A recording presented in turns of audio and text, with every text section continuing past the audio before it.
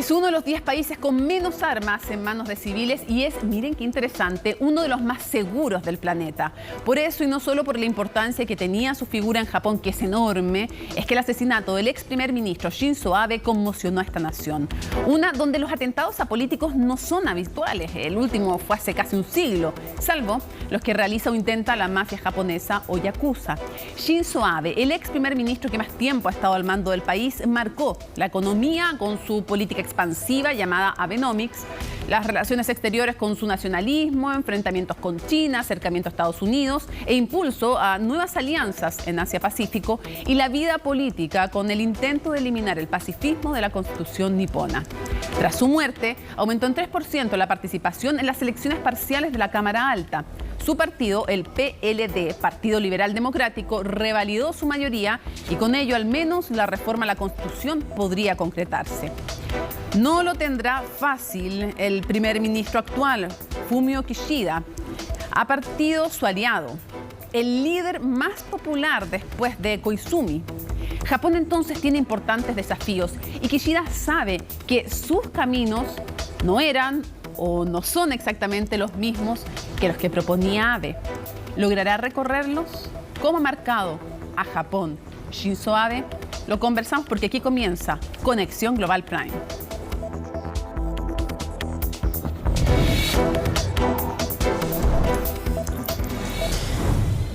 Un poco de contexto en cifras. ¿Qué significa Japón? Estamos hablando de la tercera mayor economía del mundo, superada por China. Parte de su rivalidad tiene sus razones en aquello. Habitantes, 125.681.593. Muy lejos, evidentemente está como a 1.200 millones de China, pero es muy importante la población. Miren qué chiquitito se ve ahí, Chile al lado de Japón. 6 veces más chiquitito. La superficie son 377.974 kilómetros cuadrados. Muy pequeñito y con muchísima más población, obviamente, y muy densamente poblado entonces en comparación con Chile. Miren las diferencias con este gigante que es China, que tiene 9.600.000 kilómetros cuadrados. Ingreso per cápita, atención, porque es la tercera, no por nada, la tercera economía del mundo, que no ha pasado por momentos fáciles, que tiene a su moneda devaluada también y muy criticada por el manejo que hace o que ha hecho por lo menos quienes dirigen la economía. Otros lo defienden, pero en fin, muy devaluada también hoy por hoy. Pero el ingreso per cápita, estamos hablando de una nación súper rica, $39.285 per cápita. Comparen con China, que tiene solo 12.000, y con Chile 16.000.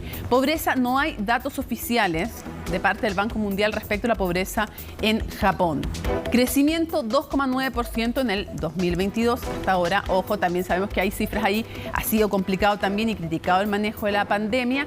Después en otros momentos más alabado, pero no ha sido fácil, y en todas las cifras que vamos viendo en general, tema de inflación afecta a todo el mundo, el tema también de crecimiento más bajo, con un intento, eso sí, por recuperarlo.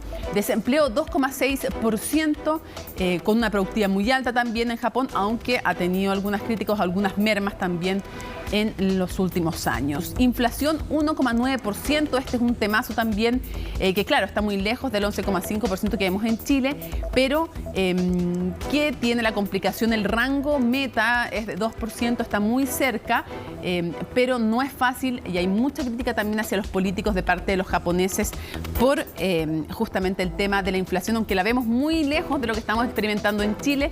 Es un tema complicado, más cuando se mezcla con el manejo de la moneda, que facilita mucho a quienes exportan.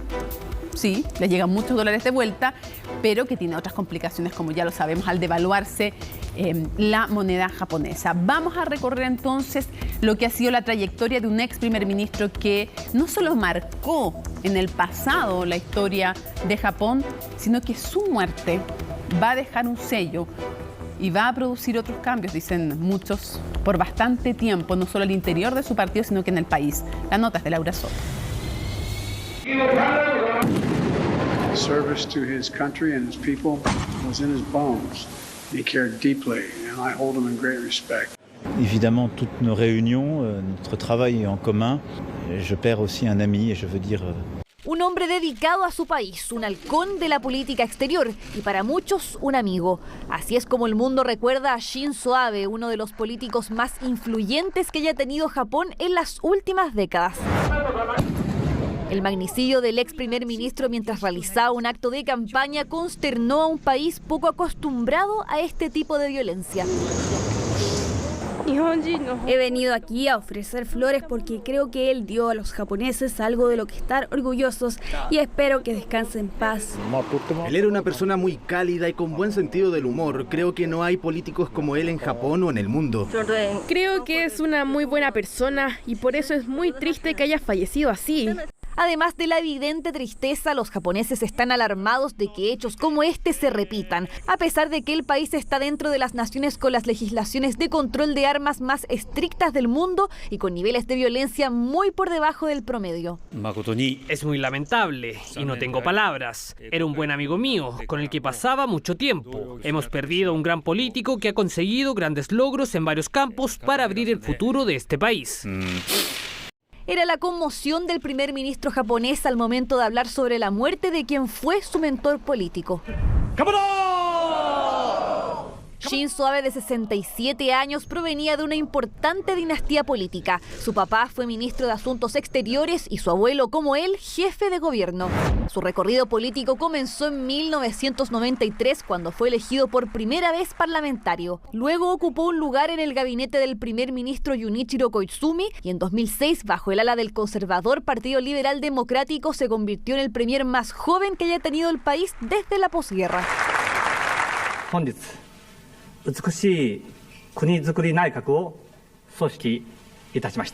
Sin embargo, renunció al año siguiente tras una serie de escándalos, aunque la razón que acusó fueron problemas médicos. Su segundo intento fue en 2012. A su llegada tuvo que enfrentarse a un país atascado en décadas de recesión económica. Para ello lanzó una estrategia bautizada como Abenomics, con la que buscó impulsar el crecimiento a través de un mayor gasto público y una política monetaria flexible. Abenomics de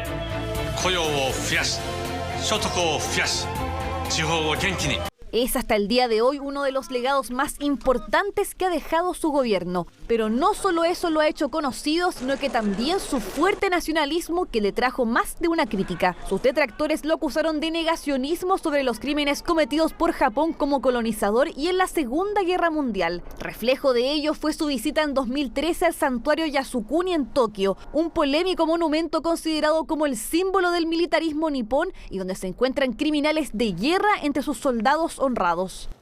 Los respetos del primer ministro Abe a Yasukuni revela su conciencia histórica distorsionada. La visita de Abe al santuario de Yasukuni ha socavado la base de las relaciones entre China y Japón y ha creado nuevos obstáculos para mejorar aún más las relaciones bilaterales. Después de ese desacierto, Abe trató de mejorar las relaciones con China, pero al mismo tiempo intentó contrarrestar su expansión en la región. Además, tomó una postura firme con Corea del Norte a la vez que se acercó a Estados Unidos. Fue un líder destacado en el escenario mundial. En materia de defensa, tuvo su mayor impacto reinterpretando la Constitución para permitir a las tropas japonesas participar en combates en el extranjero. No logró, eso sí, el apoyo suficiente en el Parlamento para cambiar la cláusula pacifista de la Carta Magna. El exmandatario renunció en 2020 aquejado de los mismos problemas médicos que lo hicieron dimitir la primera vez. Aún así, no dejó de dedicarse a la política y en eso estaba al momento de su asesinato. El principal sospechoso del crimen acusó como motivo el supuesto apoyo de Abe a la poderosa Iglesia de la Unificación, aunque esta última ya negó que el ex premier fuese miembro. Las investigaciones continúan en el brutal crimen del primer ministro que más tiempo ha durado en su cargo en Japón.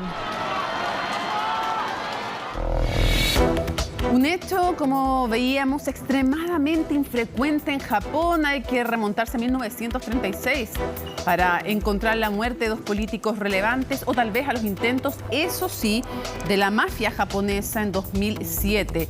Pero es extremadamente raro, extremadamente inusual. Y bueno, en 1994 también un intento de asesinato por parte de un grupo derechista radical. De esto y más vamos a conversar con Isabel Cabañas, que es doctora en Relaciones Internacionales de la Universidad de Ritsumeikan en Kioto, Japón. ¿Cómo estás? Muchísimas gracias por acompañarnos a estas horas de la madrugada allá en Japón. Y quisiera preguntarte primero, ¿cómo se toma la muerte? ¿Cuál es la huella en la opinión pública que deja la muerte del ex primer ministro Shinzo Abe? Bueno, muchas gracias, Mónica. La huella, a ver, primero que todo, la muerte fue, como bien describes tú, muy abrupto, sorpresivo para el pueblo japonés. Esto es muy extraño. Estamos hablando de un país con altos niveles de seguridad ciudadana y de repente sucede esto el día viernes en una ciudad que es además muy tranquila, en un contexto de preparación para las elecciones y con una figura muy relevante como Shinzo Abe, que ha sido probablemente el político más importante, la figura política más importante en las últimas décadas. Entonces vemos un pueblo que todavía está en shock. Yo diría que aquí todavía se vive como esto de shock. Encima vimos el funeral, como lo masivo que fue. Yo diría que eso es como el ambiente que se ve estos días. Isabel, llamaba la atención además que los medios de comunicación no iban a revelar los nombres de los candidatos para los cuales estaba haciendo campaña. O sea, hay un tratamiento también de la información con mucho cuidado. Y lo otro que tú mencionabas, una ciudad como Nara, que fue capital antes de Japón y que es súper turística. Tal cual. Bueno, además hay lo que tú bien dices, hay un tema de cómo los medios japoneses aquí han transmitido la información. Ese mismo día nosotros nos enteramos mucho, por supuesto a través de los medios japoneses, pero también internacionales. Hubo una repercusión inmediata. Sí. Y yo diría que efectivamente aquí había, yo diría como mucho cuidado por el contexto de lo que está pasando, pero como bien dices tú, además en una ciudad que es significativa en el contexto de las elecciones y que fuera capital turística, pero bueno, hoy por hoy tampoco con tanto turista ni muy masivamente poblada de turistas, porque todavía no están entrando turistas a Japón. Claro. Pero sí, hay un contexto de la ciudad, hay un contexto de Shinzo Abe habiendo viajado durante estos últimos días, ¿cierto?, por Japón y haciendo campaña, y justamente toca en el contexto de esta ciudad tan importante en Japón como es Nara. Sí, ya vamos a hablar del legado de Shinzo Abe, pero antes, este es un país pacifista por obligación tras la Segunda Guerra Mundial, ok, eso sí, pero es un país muy seguro, es un país tranquilo y donde tener armas es muy difícil. Veía yo que la legislación japonesa prohíbe desde 1958 la tenencia de armas en manos civiles, salvo casos, pero muy excepcionales y tienen que ver con desde posesión hasta compra, exámenes que hay que hacerse, y además un país donde es uno de los más seguros del mundo. ¿Cómo impacta? ¿Cuál crees que va a ser el efecto, si es que lo va a tener o no, de este hecho en esa sensación para los japoneses? Yo creo que, bueno, es difícil. Efectivamente, aquí la tenencia de armas es muy estricta. El otro día leía, o no sé si escuchaba a alguien decir que existen, no sé, más de 10 etapas por las que hay que pasar para poder tener armas, porque además es un país donde, por ejemplo, la tenencia de armas, a diferencia de otros países, digamos, la tenencia ciudadana, no es necesaria. Aquí efectivamente es un país muy seguro, con porcentaje de criminalidad muy baja, donde se toma muy en serio esto digamos, la seguridad en el día a día. Yo diría que va a ser un tema muy importante que se va a abordar desde ahora en adelante a nivel político, porque el tema de seguridad se hablaba muchísimo a nivel internacional, la seguridad de Japón en contexto de la Constitución, vamos a cambiar la Constitución para que Japón se sienta más seguro en un contexto internacional. Pero además ahora yo creo que va como retórica, va a influir muchísimo en cómo se va a abordar esto a nivel ciudadano, cotidiano, en lo inmediato.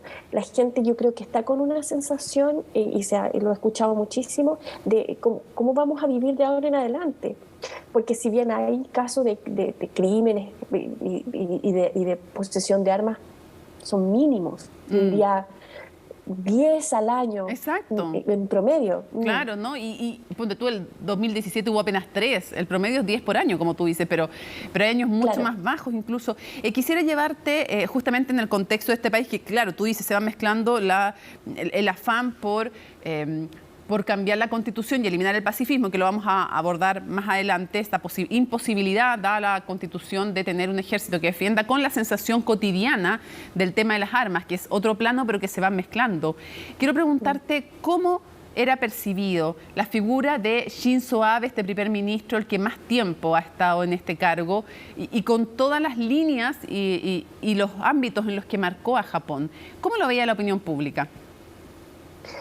Yo creo que ha sido muy honesto y transparente lo que ha generado la muerte con la impresión que existía antes. Efectivamente, Shinzo Abe es una figura fundamental en la política, muy, muy respetado. Shinzo Abe deja el poder en el 2020 y nunca perdió realmente el poder directo en su partido y en la política, porque tenía un peso enorme y la ciudadanía lo veía como una figura firme, yo diría que confiable, porque además posicionó a Japón a nivel internacional con mucha, digamos, de alta actividad, pero además a nivel doméstico con una cambio, reformas que hace a nivel económico, a nivel social en los últimos 10 años. Sí, 10 años.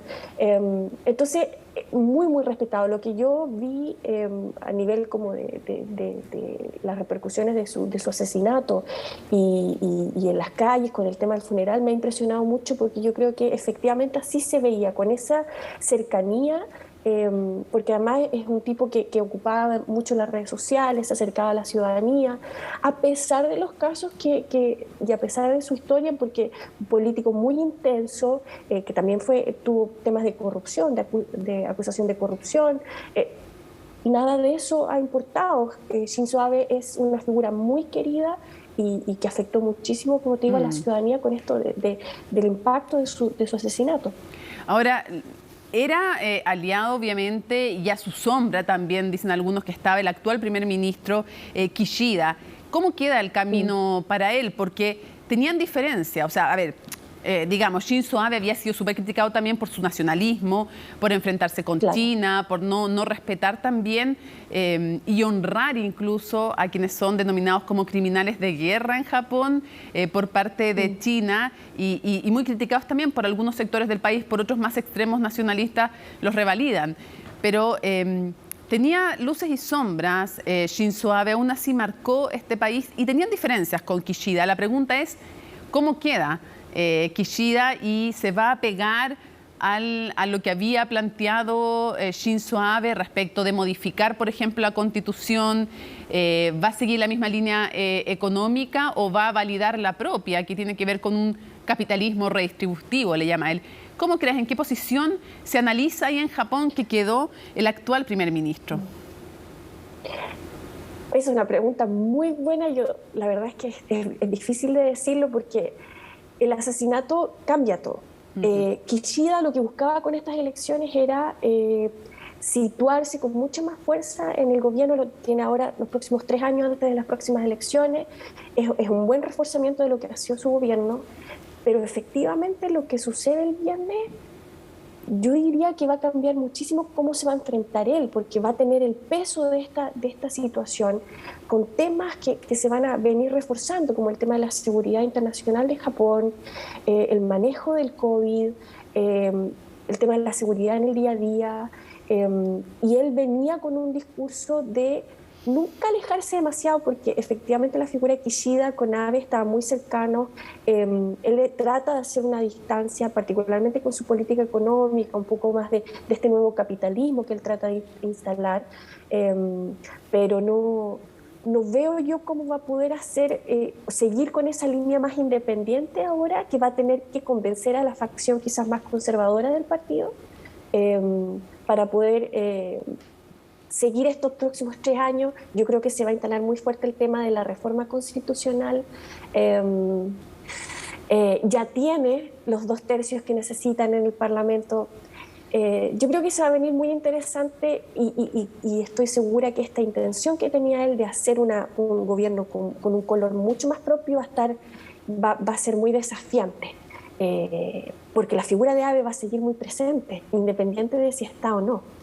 Para cerrar, ¿qué es lo que más le preocupa al japonés, al ciudadano, a la ciudadana de Japón hoy día? ¿Cuáles son sus prioridades?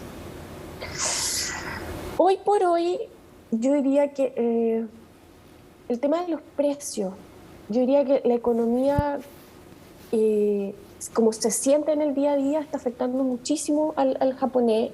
El tema de la inflación, bueno, de cómo se ve el yen a nivel internacional, yo creo que eso está afectando muchísimo.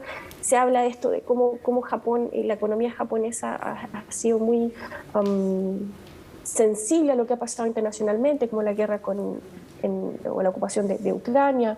Yo diría que eso, el tema del COVID, la pandemia, el manejo, cómo se va a seguir manejando esto, la apertura de Japón. Las preocupaciones del japonés son más inmediatas. Yo no veo, por ejemplo, lo que hablábamos de la reforma constitucional. Esos son, yo diría, como una segunda derivada de las preocupaciones japonesas hoy día, tiene que ver con los precios.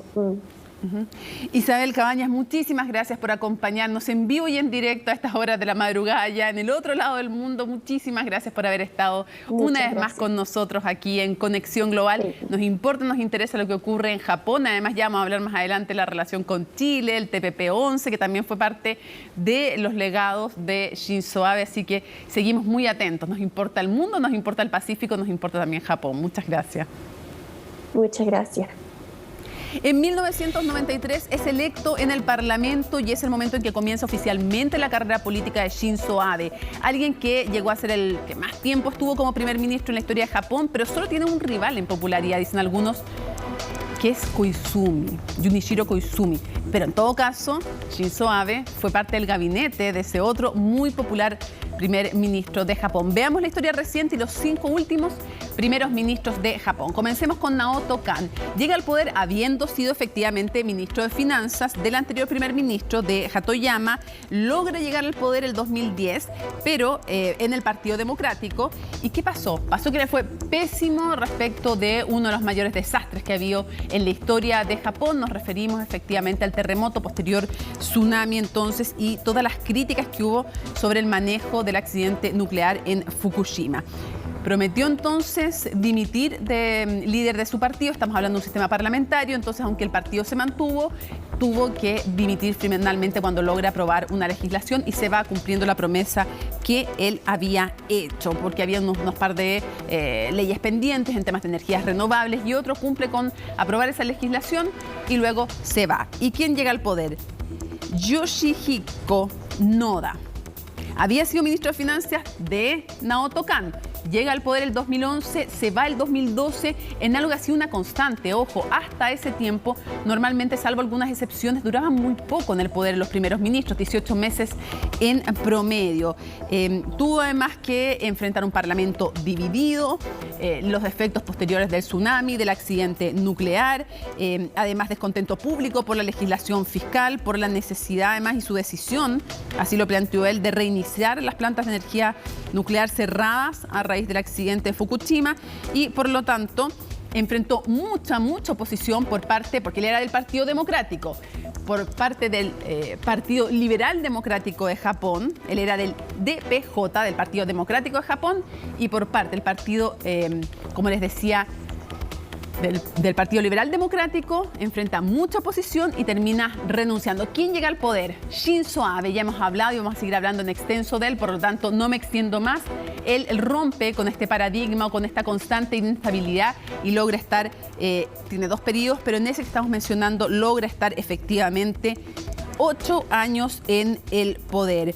Se mantuvo constante su aprobación en cerca de un 50%, siempre mantuvo el liderazgo de su partido del PLD, la oposición no logra hacerse mella, se fragmenta mucho la oposición también del PDJ, del Partido Democrático de Japón, entre otras cosas por cómo enfrentar temas desde las relaciones internacionales hasta el tema nuclear. Así es que ahí está, ustedes lo ven, Shinzo Abe. Desde el 2020 al 2021 nos encontramos con Yoshihide Suga. Él estuvo poco tiempo en el poder y, entre otras cosas que podemos decir, es que fue mano derecha de Shinzo Abe, ex consejero de este gobierno. La verdad es que había muchas críticas respecto a cómo lo hizo él en la pandemia del COVID y, por lo tanto, su popularidad llegó a los suelos, no tuvo respaldo, obviamente tuvo muchas críticas de la oposición, no tuvo respaldo interno tampoco de su partido, el PLD. Y además es alguien que no pertenece a ninguna de las grandes facciones de este Partido Liberal Democrático, que es el partido Shinzo Abe, que es en general, salvo algunas excepciones como vimos, como la de Kan y Noda, los que han gobernado en general desde la Segunda Guerra Mundial han tenido una supremacía muy importante en la política japonesa. Y se cierra entonces este cuadro con el actual primer ministro de Japón, Fumio Kishida, que comienza entonces el 2021 y obviamente está la interrogante hasta cuándo se va a mantener en el poder alguien que va a tener que pensar y que analizar en dónde se queda. Más cercano a su propia línea, un poco más progresista, dicen, o más conciliadora en lo económico, en las relaciones internacionales, o adhiere plenamente como algo anunciado al legado de Shinzo Abe. Ya estamos listos para seguir conversando y analizando con Manfred Wilhelmi, director ejecutivo del Centro de Estudios Avanzados y Extensión de la Pontificia Universidad Católica de Valparaíso. Muchísimas gracias por estar con nosotros. Muchas gracias, Mónica, por esta invitación a tratar este tema tan interesante. Ya revisamos la historia de anteriores primeros ministros, cada uno con sus puntos de vista ideológicos y sus características propias y sus polémicas, sus aciertos, luces y sombras. ¿Qué caracteriza como liderazgo a Shinzo Abe? No solo en lo ideológico, sino que también en la forma de ejercer el liderazgo. En lo ideológico yo diría que lo que caracterizó a Shinzo Abe fue la idea matriz de que Japón está de vuelta, de que la declinación que sufrió temporalmente Japón a partir de la década del 90, producto también un poco de una presión de países que sentían que Japón era demasiado competitivo, hubo una cierta fobia, en inglés le llamaban el Japan bashing, como que Japón se iba a imponer sobre todo sus socios comerciales, en fin, entonces había que parar a Japón y Japón se estancó en la década del 90, pero Abe trató de transmitir el mensaje de que Japón ha regresado, Japón tiene una vocación de ser un país grande e importante y el liderazgo de este primer ministro va a hacer realidad esas aspiraciones a través de una recuperación económica y de un mayor papel político estratégico. Claro, con las Abenomics, que son este énfasis en una política más fiscal expansiva, regulando también el tipo de cambio, entre otras cosas. Ahora, Manfred, es un hombre que viene de una familia de rancio abolengo político en Japón, no es un aparecido en política, hizo una larga carrera y viene además, de hecho, es nieto de un primer ministro, hijo de un ministro también muy destacado y por lo tanto tiene una historia. ¿Quién es en el ámbito personal Shinzo Abe? ¿Qué podemos destacar de él? Sí, eso es cierto. Viene de una familia política donde su abuelo fue Nobusuke Kishi. Cuando él era un niño, fue primer ministro Kishi durante 3 años.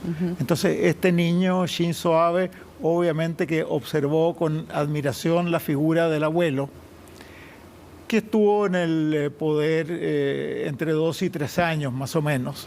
Pero posteriormente, su tío abuelo, Eisaku Sato, fue primer ministro durante más de 7 años, ya con un Shinzo Abe joven, pero con estudios superiores, de manera que entre ambas figuras, más la de su padre, que llegó a ser hasta ministro de Relaciones Exteriores, claro, lo situaron muy cerca del centro del poder. Y el hermano también fue ministro, también de Defensa en el actual, con el actual primer ministro, o sea, toda la familia. Todos vinculados a la actividad pública de una u otra manera, también a la actividad económica. Un hermano en el grupo, en el conglomerado Mitsubishi, claro. En fin, muy situados en el centro ¿Y qué crees que lo convierte en uno? Porque dicen que es el segundo, otros dicen que es el primero de los líderes más carismáticos de la historia de Japón. Bueno, el carisma siempre es un atributo peculiar, difícil de explicar.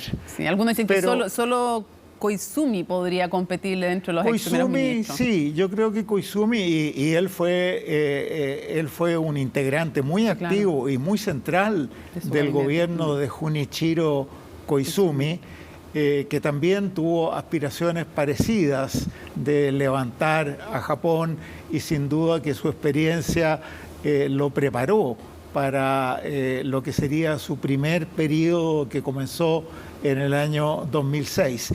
Pero el carisma es un atributo personal y hay muy poco que se pueda planificar o fingir. O uno lo tiene o no lo tiene.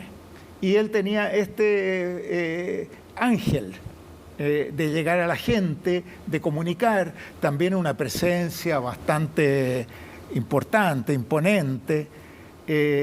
Entonces, cuando uno ve, por ejemplo, fotos de campaña, uno ve a alguien que impresiona visualmente. Y que le gusta estar con la gente, que está en la calle. De hecho, bueno, es asesinado en medio de un acto de campaña. Por supuesto. Es muy habitual entre los japoneses hacer estos actos de campaña en la calle, que estén así los políticos. Buen manejo de las redes sociales, dicen otros. El nacionalismo, para que veamos también la sombra, fue muy criticado por rendirle homenaje a los que son calificados después de la Segunda Guerra como criminales de guerra de Japón y que fueron muy crueles con China. Bueno, el nacionalismo no solamente presente en eso, sino eso sería una sombra también en cosas que son consideradas como luces, como armar nuevas alianzas. El nacionalismo como elemento de él, ya vamos a hablar de las relaciones internacionales en un ratito más, pero ¿cómo lo ves tú? A mí me gusta distinguir entre patriotismo y nacionalismo. ¿Ya? En el patriotismo hay una legitimidad muy profunda de amor a lo que es propio, mientras que en el nacionalismo hay un riesgo importante de que lo que es propio de alguna manera sería superior al resto del mundo y podría conducirnos a políticas que no serían las mejores frente a nuestras contrapartes. En ese sentido, él gravitó hacia un nacionalismo. Afortunadamente para su legado político no fue particularmente exagerado ni llevó a alguna fobia que hubiera podido convertirse en una política negativa frente al resto. Dicho eso, hay que tener presente que existe algo en la psiquis política japonesa que es este excepcionalismo. Somos los más avanzados, somos insulares, el continente es distinto, no confiamos exactamente en las potencias del continente y reconocemos, y en esto Abe fue explícito, que los agredimos. A China. Al y a final otros, perdimos. Sí, China y Corea son como las grandes culpas, pero también se podría agregar el sudeste asiático hasta la misma Indonesia, bien al sur. Y frente a eso, la admisión de culpa histórica está, pero Abe sostenía, nosotros no podemos estar pidiendo perdón para siempre. Ya pedimos perdón, yo también he pedido perdón, el emperador ha pedido perdón, pero ahora tenemos que volver a ser una potencia normal. Eso se engarza con otra pregunta. No vivir con la culpa permanente. Ya. Hay una constitución creada después de la Segunda Guerra Mundial que tiene muchas cosas, pero quiero preguntarte por una. En uno de sus artículos prohíbe tener a Japón. Japón declara que siempre va a tener solo un ejército de defensa. Fuerzas de defensa y no fuerzas combativas. Y eso era algo que quería cambiar durante mucho tiempo Shinzo Abe. Quiero preguntarte, ¿esto le hace sentido al pueblo japonés o no? ¿Es tan importante? ¿Divide o no al país esto de terminar con el pacifismo declarado en esta constitución? A ver, hay dos momentos históricos. Momento uno, Pearl Harbor. Momento dos, Hiroshima y Nagasaki. Entre ambos, una inmensa y muy sangrienta guerra en Asia y en el Pacífico insular, con el desenlace de todos conocido. Entonces, el trauma que esto dejó fue sumamente profundo.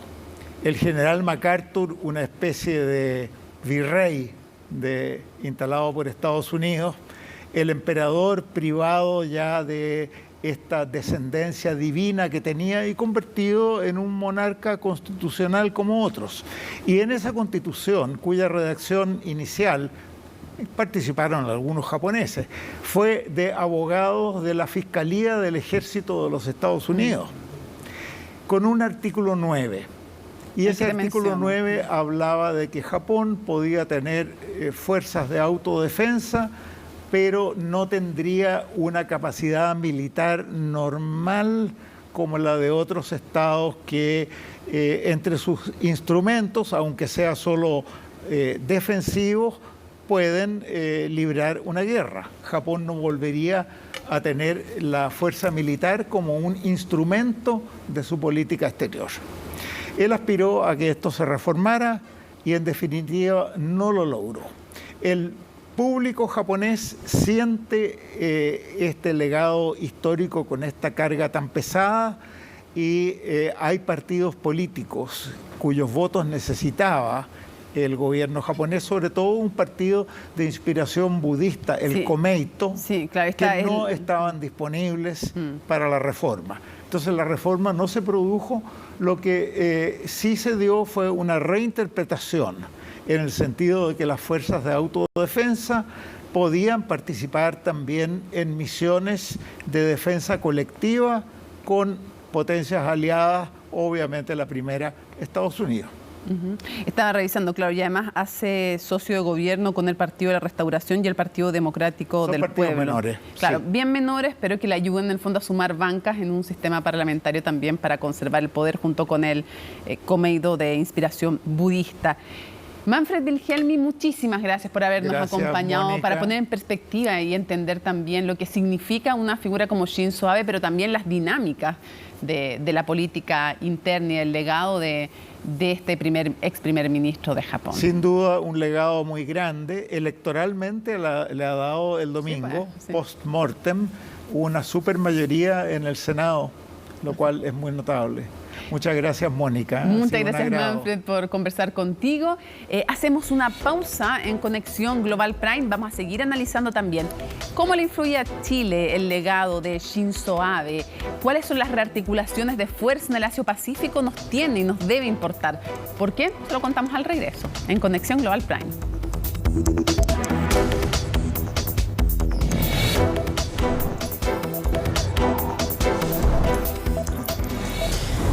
Volvemos a Conexión Global y vamos a mirar un mapa porque es importante, vamos a hablar de relaciones internacionales y tenemos algo marcado. Primero, Nara. Cuando ven Nara, aquí está, cercana a Kioto, también muy cerca de Osaka y de Nagoya. Fue capital antes de Japón, ¿eh? Es una ciudad altamente turística. Obviamente que por el tema del COVID no hay gran turismo ahora en general en Japón, pero Nara es muy importante por la significación histórica, por haber sido también, evidentemente, capital de Japón, una ciudad normalmente muy, muy tranquila. Ahora quiero mostrarles el mapa en general. ¿Por qué? Porque las tensiones también que siempre ha enfrentado Japón, pero que ha enfrentado también y a donde llevó también la política exterior Shinzo Abe, fueron a enfrentarse mucho con China y también con Corea del Sur. Evidentemente hay mucho más consenso respecto de una posición firme con Corea del Norte y con las críticas al programa nuclear. ¿Por qué es importante ver este sector y este mapa en general? Tenemos al Océano Pacífico, tenemos este archipiélago también que es Japón y tenemos evidentemente, fíjense, que es el Mar del Este. ¿Por qué es importante? Porque hay mucha tensión con China respecto de ese mar, respecto del Pacífico también, y específicamente respecto de un grupo de islas que son llamadas Diaoyu o Senkaku, según la esté nombrando China o las esté nombrando Japón.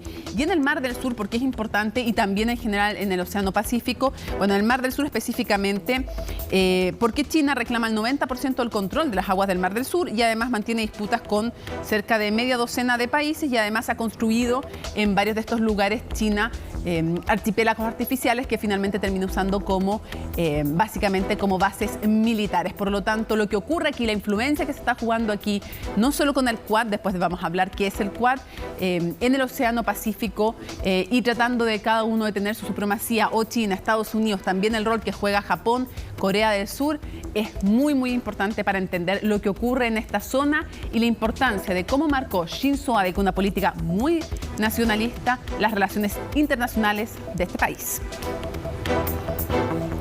Vamos de inmediato entonces al contacto desde Estados Unidos con Jorge Hein. Ustedes lo conocen, es habitual aquí en Conexión Global, diplomático, ex embajador de Chile en China, analista internacional. Jorge, muchísimas gracias por acompañarnos. Lo primero que quisiéramos tratar de perfilar ideológicamente, ¿dónde ubicamos a Shinzo Abe? Sí, Shinzo Abe es importante tenerlo presente. Cabe ubicarlo dentro de lo que podríamos llamar el espectro nacionalista de la política en Japón. Él le impuso un fuerte sello, algunos dirían incluso militarista, a su gestión de gobierno, enfatizando mucho la necesidad de aumento del gasto en defensa, el cambio de la constitución para sacar los artículos que básicamente hace que Japón tenga una constitución pacifista y le impida tener fuerzas ofensivas en sus Fuerzas Armadas, cosa que no logró. Pero yo diría que ese es un poco el sello. ¿Qué significa eso? Eso significa que, por una parte, le permitió desarrollar una muy buena relación con Estados Unidos, con Australia, con otros países, pero significa que también le llevó a tensionar las relaciones con Corea del Sur y con China, sí, que es uno de los temas que dejó pendientes. Justamente quiero profundizar en aquello con China y con Corea, pero antes preguntarte, ¿es entonces, porque es alguien que además fue pro mercado, pro una política expansiva, eso sí, de mercado, las Abenomics, ¿no? Manejando también el tipo de cambio, que algunos lo alababan, otros lo criticaban, entre las cosas que marcaron también dentro de un partido liberal democrático que cabe señalar en la derecha? Sí, correcto. O sea, yo creo que hay dos cosas a tener presente. El primer ministro Abe es una figura gigantesca dentro de la política japonesa. Marcó un hito, como probablemente yo diría no marcó ninguno de sus predecesores y desde luego de sus sucesores. Estuvo 8 años en el gobierno, 7 años en forma consecutiva, en un país en que los primeros ministros duran en promedio 18 meses. Tuvo una visión importante de cómo levantar a la economía japonesa, que estaba bastante a mal traer después de la recesión en los años 90. Y yo diría que su sello más significativo es que tuvo una visión de cómo proyectar a Japón en el Asia y en el resto del mundo que no habían tenido sus antecesores. Déjame dar un ejemplo. La visita del primer ministro Abe a Sudamérica, que incluyó a Chile el año 2014, fue la primera visita a América Latina de un primer ministro japonés en 10 años. ¿Qué nos dice eso? Lo que nos dice eso es que Japón básicamente había estado bastante retraído del mundo en muchos aspectos. Y fue bajo la gestión del primer ministro Abe que eso vino a cambiar y él lo vino a proyectar al mundo con una fuerza que no se había hecho hasta entonces. Claro. En ese sentido, es un legado importante. Claro, aun cuando algunos dicen que no fue tan efectivo finalmente con las Abenomics o con el Womenomics, que era como el empoderamiento de la mujer, que a veces surgieron efectos y en otras cosas no tanto, pero más allá de aquello es cierto que marcó en muchos ámbitos la vida de Japón. Ahora la pregunta es, hemos hablado mucho de las luces y de las cosas positivas que hizo, revitalizar, por ejemplo, a Japón, devolverlo a la escena mundial. Vamos a ir al tema de Asia-Pacífico, pero antes, ese pendiente que mencionaba respecto de China y Corea del Norte, ¿cómo lo manejó él en relación también con anteriores primeros ministros? Sí, a ver, China y Corea del Sur. Corea del Sur. El tema de relación con Corea del Norte. Con Corea del Norte también fue muy, claro, con Corea del Norte también fue muy crítico respecto del tema nuclear, pero con Corea del Sur me refiero y China respecto de los pendientes de la Segunda Guerra, de sus relaciones. Correcto. Básicamente, lo que ocurrió es que hubo un cambio muy drástico en la relación entre China y Japón. En el momento en que creo que fue por ahí, por el año 2010. China supera a Japón y pasa a ser la segunda mayor economía del mundo. Y eso cambia una relación que hasta entonces había sido la de básicamente un país desarrollado cooperando con un país subdesarrollado que era China. Y súbitamente eso cambia. Y de número 3, China pasa a ser número 2. Japón, con todo el legado histórico que esto tiene, comienza a verse aproblemado y la relación entra en una pendiente difícil. En ese plano, China siempre ha insistido mucho en la necesidad que Japón se excuse por los crímenes de guerra cometidos durante el periodo previo a la Segunda Guerra Mundial. Efectivamente, el primer ministro Abe pone un parado a eso. Se dice, ya está bueno ya. Eso ocurrió y tenemos que mirar hacia adelante. Eso en China no cayó bien. Y tampoco cayó bien en Corea del Sur. Y eso generó tensiones que perduran hasta el día de hoy. Ahora, hablemos, es bueno que la gente vaya conociendo algunos conceptos y familiarizándose con algunos conceptos. Uno de ellos, el Quad. Y esto te lo pregunto en el contexto de la mirada hacia Asia-Pacífico y la alianza con otros países, no solo con Estados Unidos. ¿Qué es el Quad? ¿Cómo lo explicamos? ¿Y qué importancia tuvo en la política exterior de Shinzo Abe? Tiene gran importancia. Algunos se refieren al Quad como la OTAN de Asia. Y tiene 4 países, que son Estados Unidos, Japón, Australia e India. Y en su desarrollo, el primer ministro Abe jugó un papel fundamental. Y acá quisiera hacer una pequeña nota al calce. El Quad se basa en la noción de Indo-Pacífico, que se ha puesto sobre la mesa para reemplazar a la de Asia-Pacífico, que era la noción dominante hasta ahora. ¿Qué es lo interesante? Es que esta noción de Indo-Pacífico, que ahora en los últimos 4 o 5 años tomaba mucho vuelo, quien la plantea originalmente en términos estratégicos fue el primer ministro Abe, el año 2007. Se la plantea a India, entonces el primer ministro Manmohan Singh, yo estaba en India en esa época, como una alternativa. Esto a India no le convenció mucho, el tema no prosperó, pero 10 años después, el presidente Trump lo toma con ambos brazos y lo lleva al frente con todo el apoyo y la cooperación del primer ministro Abe. Entonces, en ese sentido, el ministro Abe fue un hombre visionario en muchos aspectos. Sí, claro, y es además, evidentemente, tú decías, Quad como la OTAN del Pacífico, importante además en el contexto, por ejemplo, de la guerra en Ucrania, cuando dicen que no nos vaya a pasar acá con China lo que le ha pasado a Europa con Rusia. Exacto, y el paralelo que se hace en ese sentido, yo creo que es un paralelo exagerado, yo creo que no es algo que vayamos a ver en el futuro inmediato ni mediano, pero se hace con Taiwán, que China podría hacer algo parecido con Taiwán como Rusia está haciendo con Ucrania. Hablemos del TPP-11, que fue una de las grandes pasiones también de Shinzo Abe, cómo intentó que perdurara, la importancia que tenía, la visión que tenía y la relación con Chile. Exacto, yo creo que ese es un tema fascinante que viene a subrayar de nuevo lo que yo señalaba antes, la visión de Shinzo Abe como primer ministro, como estadista. El TPP, cuando se planteó originalmente, Japón se hace parte relativamente tarde, pero en definitiva le da un gran impulso.